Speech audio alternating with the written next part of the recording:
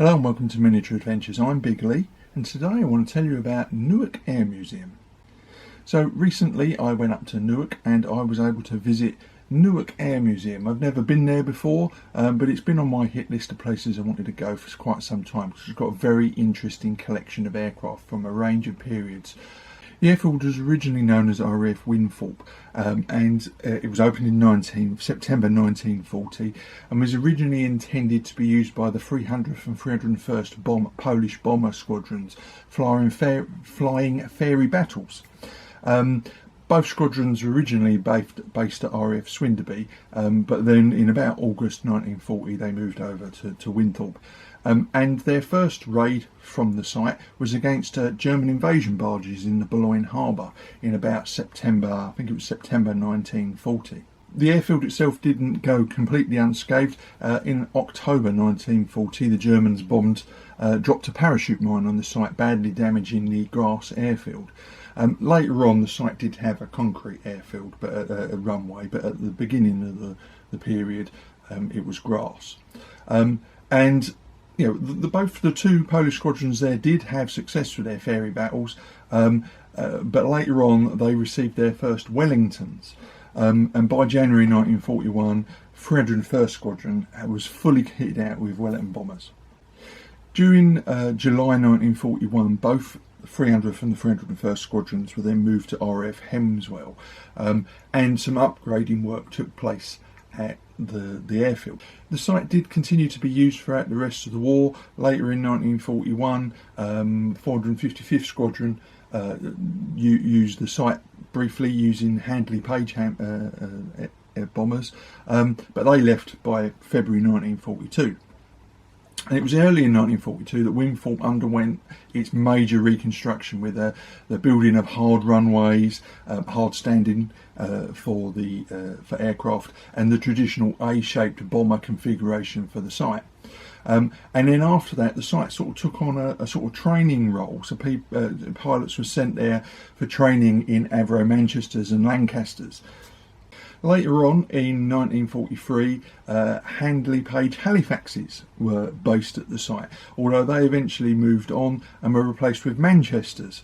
And then eventually they were taken elsewhere by Bomber Command, and Winthrop ended up having short Stirlings. So as you can see, they've had all the major bomber aircraft of the war at one point were based at this particular airfield. And then by 1945, Winthrop was the home to Hawker Hurricanes, Spitfires, mainly for escort training. So again, a training role, but those aircraft were based there. The site was eventually decommissioned in 1959 and was secured and become a museum, or at least the site for a future museum, in 1963.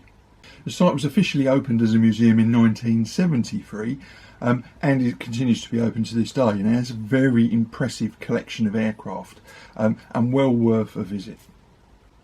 So having given you a little bit of background about RAF Winthrop, let's go and have a look at the museum as it is today.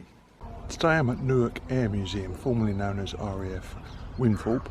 It's been a museum since the mid-70s, and it's got a really interesting collection of aeroplanes, including a Vulcan behind me, and some very informative and enthusiastic volunteers to tell you all about the exhibits as you wander around. Well worth a visit.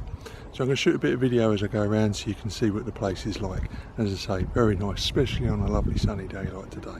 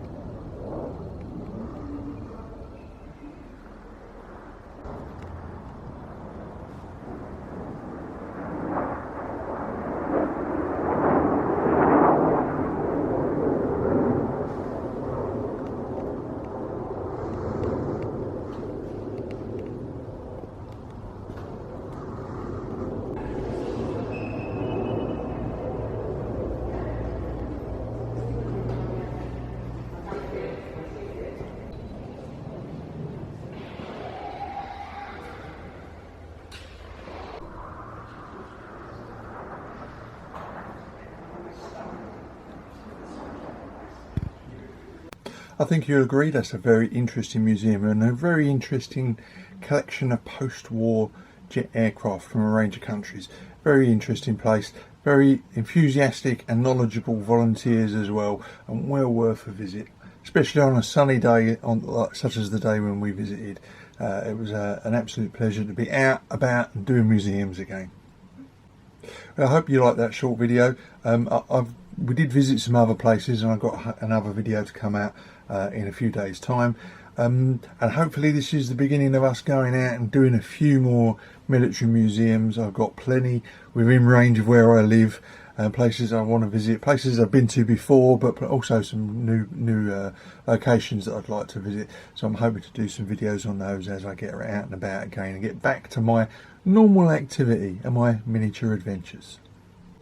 So if you enjoyed that video, please like, subscribe and share. And as always, look after yourself, get in as many games as you can, and of course, keep rolling high.